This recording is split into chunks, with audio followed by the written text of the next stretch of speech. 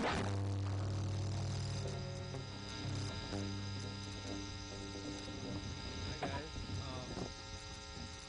came to me, like the other day on my walk, and maybe do a guitar lesson on rhythm guitar. And so I made a little short video to see what the response would be if I suggested such a thing. The response was good, so I decided to do one. Do a lesson on rhythm guitar. Nothing wrong with rhythm guitar.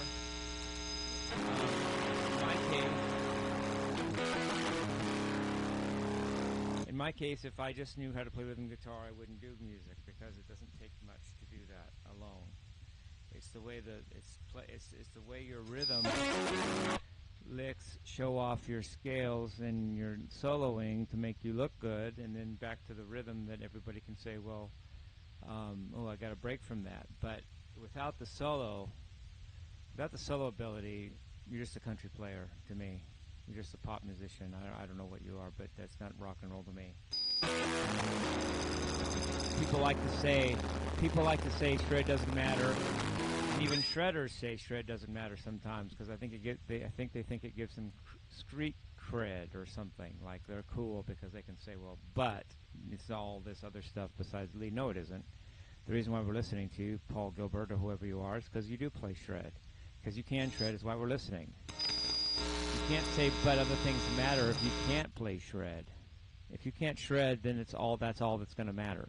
It's when you can play shred that you can say, oh yeah, but this matters and that matters. But really, no. It's the fact that you can shred that makes you a great guitarist or not. Or, you know, that's my opinion. Prove me wrong, well, I'm waiting. Rhythm is cool. And I like to go over some things I think with the guitar.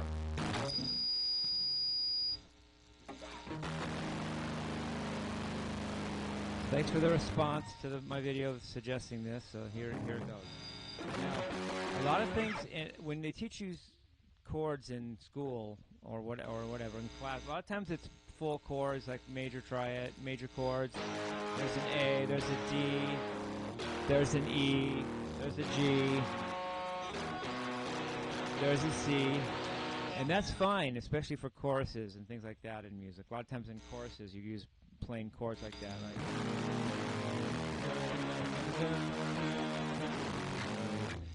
that kind of thing. That's good for a chorus, but for verses and stuff, it sounds like you're playing too much. Unless you mute it or do something with it, it sounds like you're overdoing the chords. And then plus if the chords are all one thing, you don't get a chance to vary the chords during a song. It all sounds like the chorus. So my idea for this is use a lot of dyads. Dyad means two for some reason, and dyad means two-note chords. So go like this.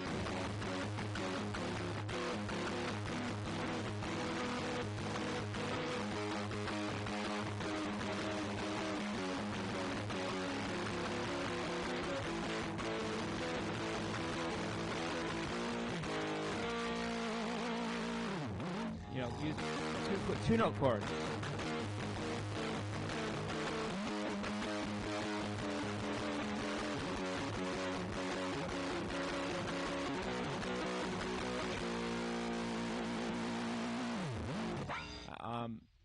And my favorite two-note chords come in a cluster of several that I like. Of course, there's the perfect fifth, perfect fourth, tritone, minor sixth, and major third. Those are the ones I stick with mainly. I mean, sometimes you play a major sixth or a minor third, but they're a little dissonant and they're not common.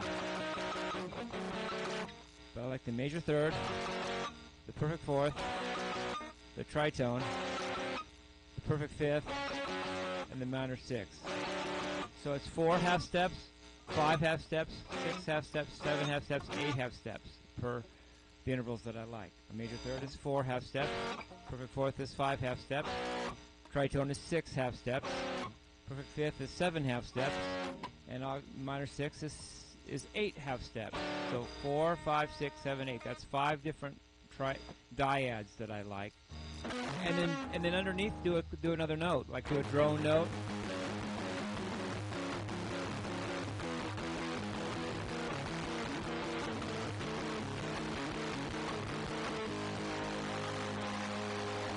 That kind of thing, you know. You're not playing too many strings, too many notes all the time, blaring in their ears, and it's rock and roll to do that because it gives you attitude.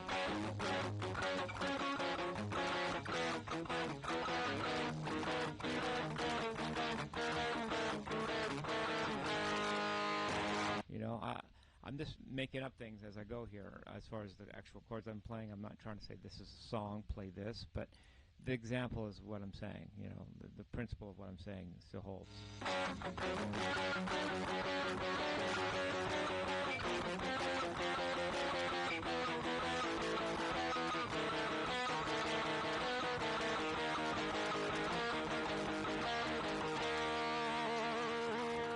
And that kind of thing.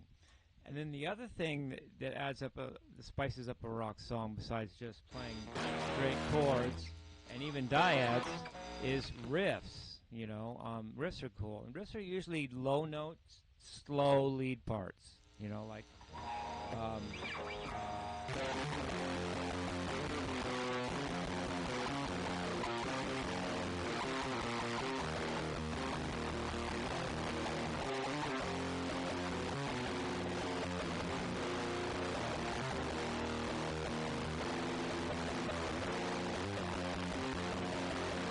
so you're kind of playing lead, but it's kind of on the low strings, and it's kind of repetitious, and it's kind of slower, you know.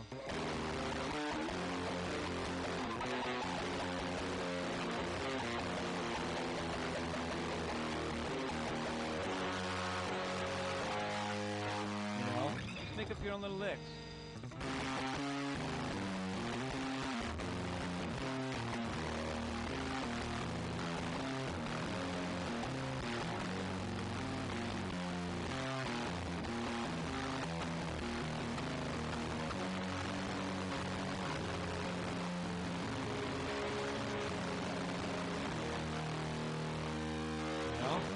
That kind of thing. I'm not telling you what to play necessarily, but just the ideas of it. You know, it's a rhythm lesson. It's not a song book, right?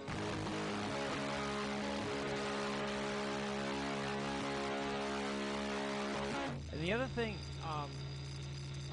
you can do is when you do play chords, though, when you do play fuller chords, other than just chorus style ballad, you know, anthem stuff, is make it rock by just slowing it down and giving it attitude, like AC/DC. Just playing like with lots of balls, you know, like don't play that much, but play it with attitude. Just go.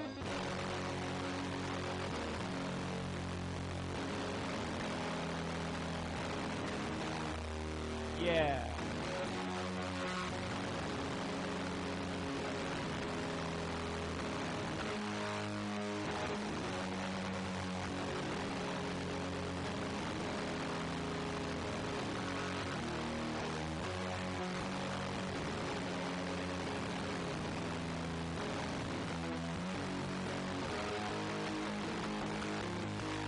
Kind of thing. So just the way you play something can actually give it a lot of feeling, rather than just playing it in a different way would make it sound like, so what is he playing? So what? Your attitude can have a lot to do with it too, and that's a cool thing. Then it's important to know your progressions and your keys and all that nonsense. You know, like stuff that's really technical and theoretical. You have to know that, otherwise you don't know what to play. Like, for instance, if I'm in A Mixolydian, I know to go.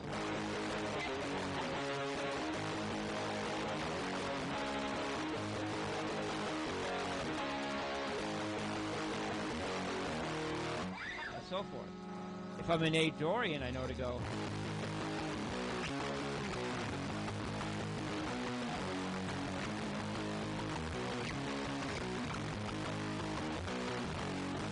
If I'm in A Aeolian, I know to go.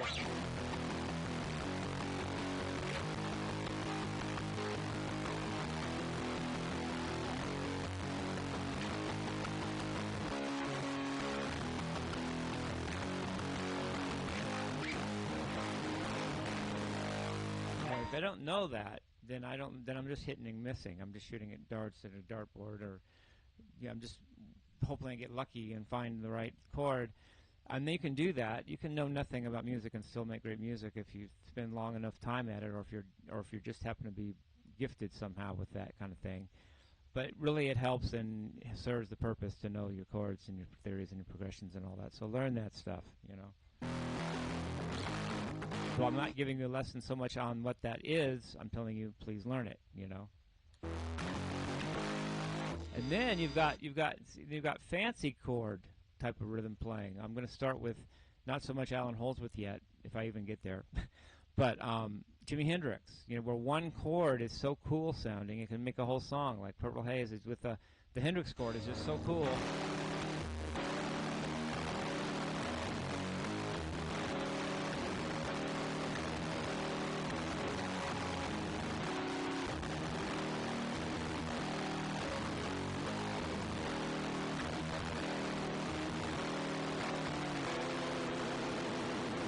Is that dominant 7 sharp 9 chord is so cool, it can make a whole song out of that. And that's another style of songwriting and playing is just take a chord you like and make something out of it. How about a major 7?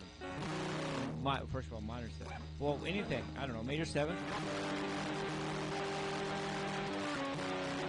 minor 7, major 7, minor 7. Got it. Hendrix chord. I don't know. I'm just making shit up, but the thing is, play chords you like and make songs out of it. There's a minor 7, major 7, minor 7, major 7, major 7. I mean, it sounds kind of cool because you like the chord, you like the sound of the chord, so you can't go too far wrong if you make songs out of that because you like the sound of the chord already.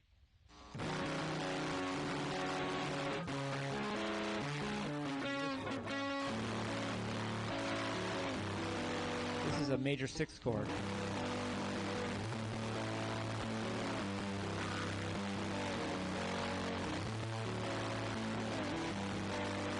Eric Johnson called it a real pretty West chord, referring to Wes Montgomery.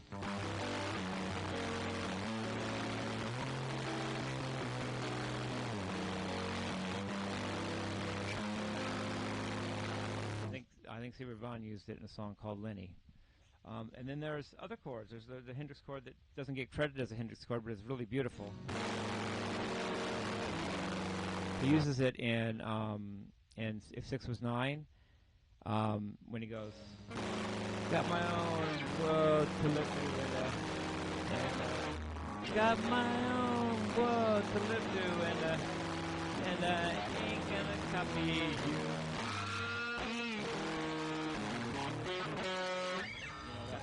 Beautiful. He uses it in Our Experience, the song also, and he uses it a lot, but it gets disguised to the point nobody ever brought it out that that's actually Hendrix chord number 2.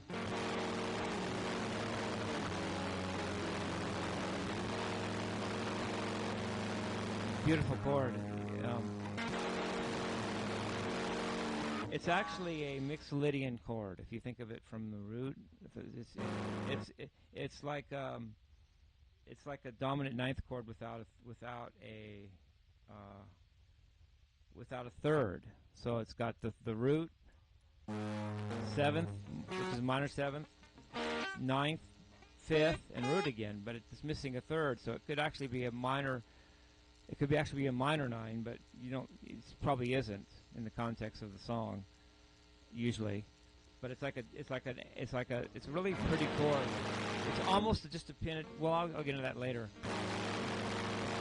It almost looks like a 9th chord, except starting on the 4th string instead of the 5th string. Like a dominant 9th chord, but you play it on the 4th string, and then put the root on the 5th, 6th string underneath to match the high note at the top.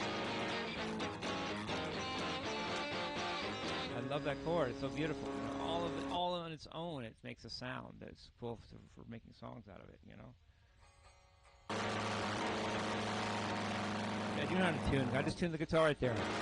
That proves the haters. I'm not toneless. Hello, whatever. Maybe I am toneless. Who cares?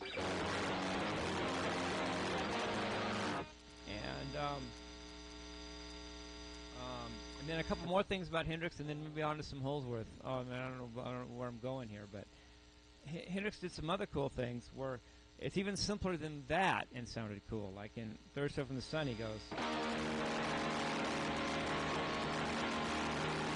strange, beautiful, grass of green, with your majestic silver steeds, that kind of thing.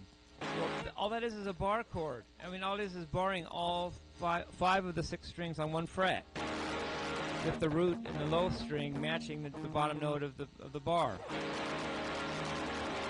If you play it a different way, it'd be a B. It'd be just a B minor pentatonic scale because it's all 7th fret, and all strings on the 7th fret. But to make it sound like it's in the key of E, he drops the low note to E instead. And now instead of B minor pentatonic, which would imply B Dorian usually, it implies E Mixolydian because E Mixolydian is D Dorian.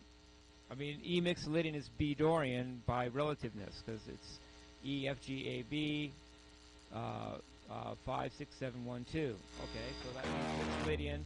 It makes an E Mixolydian riff out of playing most of a B minor pentatonic scale based on barring the 7th fret of the guitar. Like Eddie Van Halen did that in Jimmie's Crying. What's that chord?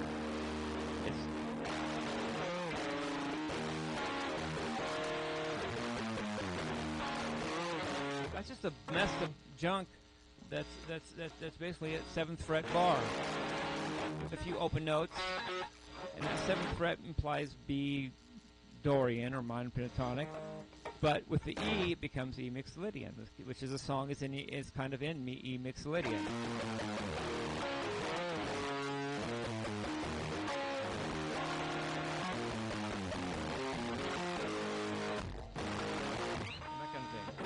You just messing around just one fret, all the notes, making like a cool sound, the pentatonic, and it relates to Mixolydian and blah blah blah. And yet, that's a cool thing, And then another thing that's cool in songs, even though you would think songs have to be chords, sometimes songs can be just octaves. Some part of song can be octave playing, like in Purple Haze, maybe.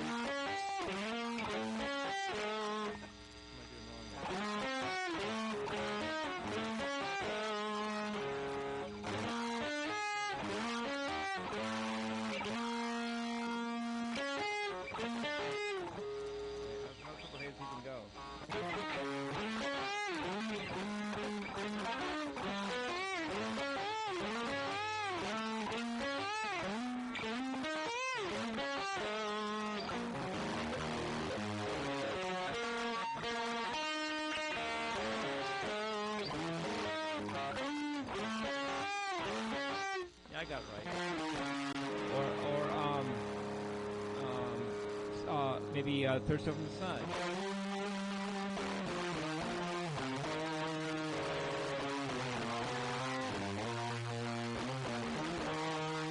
Well, that melody is actually a chord, but it's sounding like chords, but it's actually octave.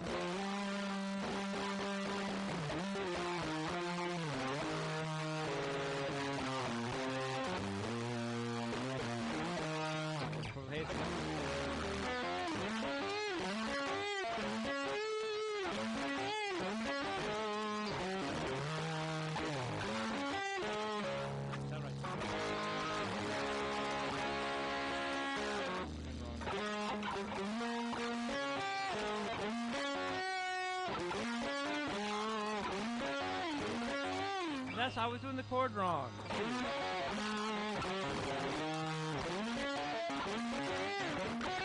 I had the chord wrong. I was going like this. It's like this.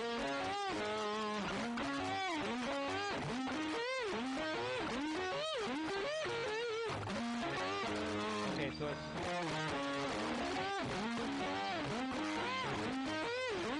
that kind of thing. You just, in fact, that can be, you can play octaves that seem like chords.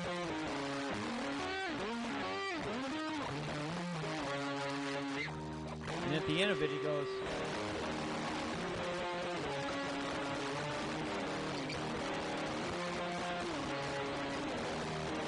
He's actually playing his E Hendrix chord, but it's octaves for the chords that would be F sharp and F sharp and D. But he's not playing the full chord, he's just playing octaves.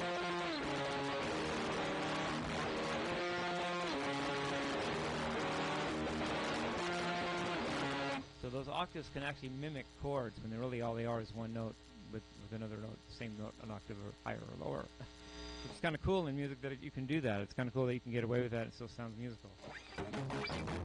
There's a song, any other examples of octaves I want to mention in songs? What's my catalog say here? You get the point, I think. You can find your own examples of that. I don't need to bring up every little thing here, I don't think. But there's all kinds of things where you do octaves, like in often before a solo, you play something that, like in a Phrygian thing, like F sharp Phrygian, where you're really playing octaves. Then you go into an F sharp solo. You set it up with an F sharp Phrygian thing that's basically octaves that sound like kind of like chords.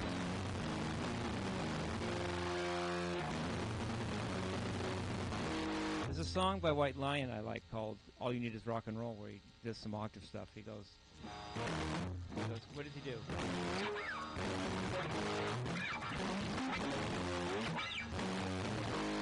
Well, it's not playing the whole chord.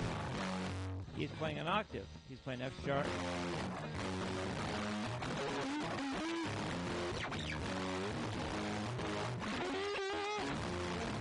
All you need is rock and roll.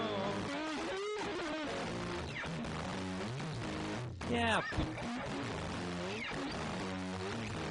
All you need is rock and roll. I love that thing. And it's basically setting up just power octaves on low strings. They can almost sound like dang chords. And all you're doing is doing an octave. It's almost really silly sometimes how simple things can be cool in music, you know? You know what I'm saying? All you need is rock and roll.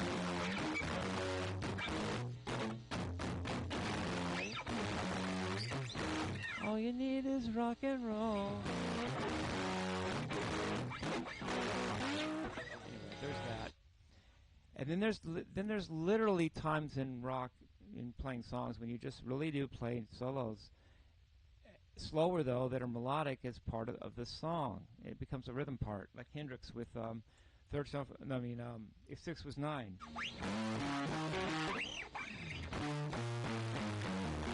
That's how he starts it. It's like, if the mountains fell in the sea, let it be. It ain't me. If all the hippies come in the sea, let it be. It ain't me. I'm my own one to live in, and I ain't happy you. That kind of thing, you know. I missed a little part, but the playing a lead isn't forbidden in making a song. You can play a lead as part of your song.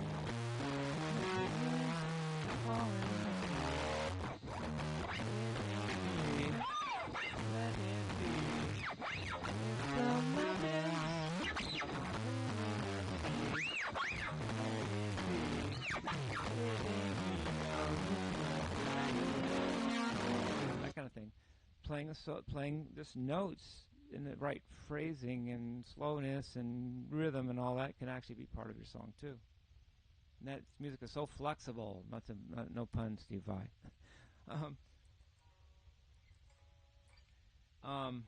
Anything that I'm going to talk about here? Let's see.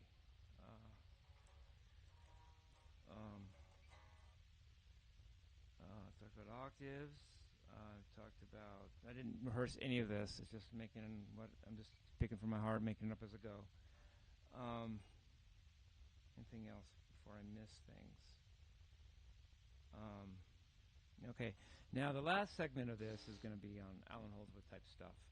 I know people may not even know who he is or care, but that doesn't make him irrelevant. It doesn't mean he didn't sound great. In fact, the opposite is true. It might be true and probably is true, and from my point of view is true.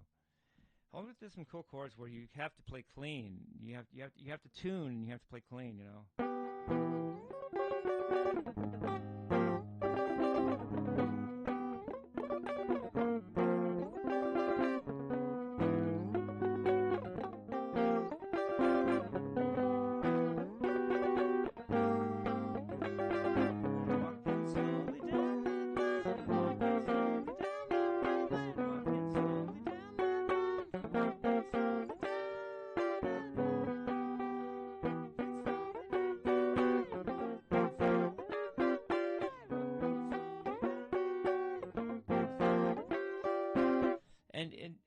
And I'm not gonna cover much of his stuff, but it's great, you know. It's like he'll play you know, or he'll go you notice how cool that sounds? In the right phrasing, if I'm not trying to remember the whole thing here, but that's a dissonant chord. It's basically a triad with a minor ninth added on the bottom as the root. Shouldn't sound good, but killer. I don't remember the other chords right now. I could have to think about it for a second, but I know that's part of the song. I'm doing, I'm talking about White Line here. He did some cool stuff, you know. He did stuff like this. He would go. I'm just pulling out of my memory banks here. I talk about my memory all the time.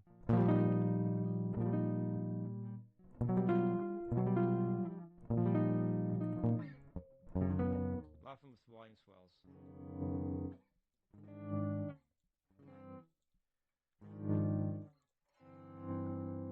Hear that? I think that's off of it's off of The Merry-Go-Round, off of Metal Fatigue album 1985.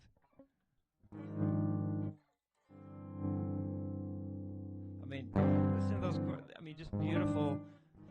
Every note matters, but yet you hear a cluster of beautiful notes that make a sound like a chord, you know. That's the end of shallow. That's in Shallow C off of IOU in 1982. I don't know. I'm not. Yeah, try to do Alan Holdsworth chords in 15 minutes, Jimmy. Okay, you're on. Go. You know, he did such cool stuff, and he did a lot of stuff with half steps and whole steps involved, and I don't really like that as much because first of all you have to stretch it so much, and I don't want to bother, but sometimes it sounds good. Let's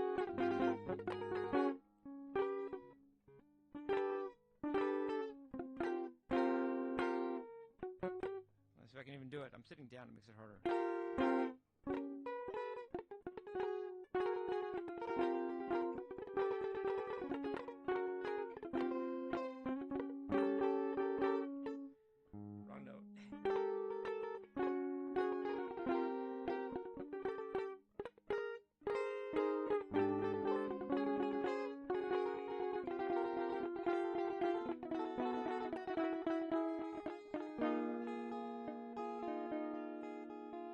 You get the point, I think, even if I'm not playing.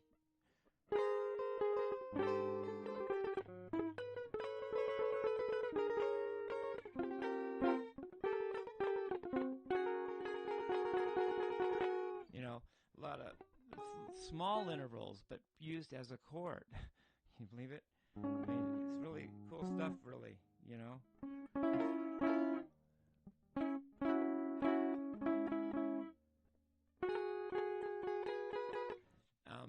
And what else am I missing? Chords. Anything comes to my mind here? And then I want to talk about, maybe this might be the last topic on this, is what they call, I'm not going to get so much into exactly what Alan Holdsworth chords are in this section, but I'm just going to call it non-harmonic progressions, where you just play chords that sound good, and it's jazzy, and you don't have to worry about which chord is in which key, and just mess around, you know, like I could go like this, I could go.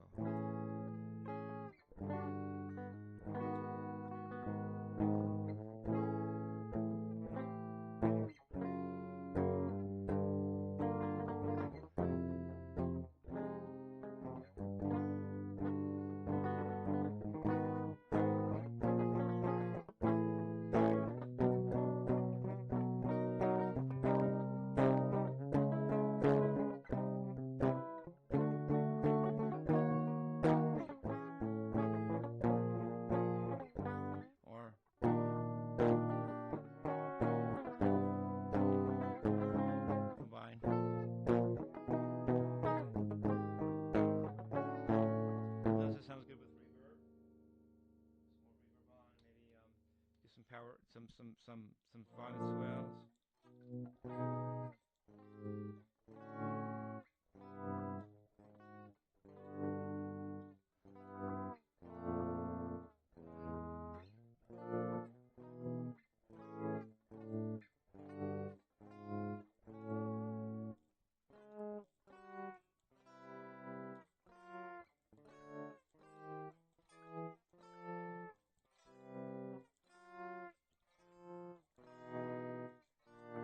You get the point. A lot of major sevenths, minor sevenths. Steve, I call them Mr. Rogers chords. You know, just chords that sound ethereal and cool, and don't worry about what key am I in or any of that nonsense. It's just playing the sound that you like for an effect, and it just sounds beautiful. You know, like will there be what's the music in heaven going to sound like if there's such a thing? What would be their major scale, or what would they even have a scale? Maybe it would be this kind of thing. I don't know. It seems very very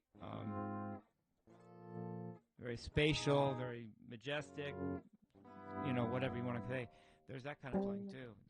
Don't just learn your niche. Like I know people say, I love this guy because he does this. Well, what else does he do? Is that all he does? Well, anybody can do one thing, great, if that's all they do.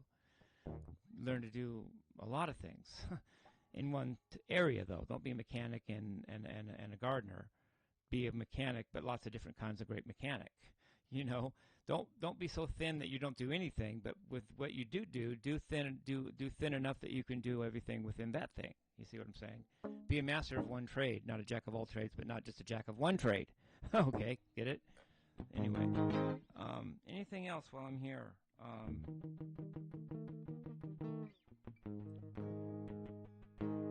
Okay, well, I hope you guys have a little lesson. Love you guys, peace, love, and rock and roll.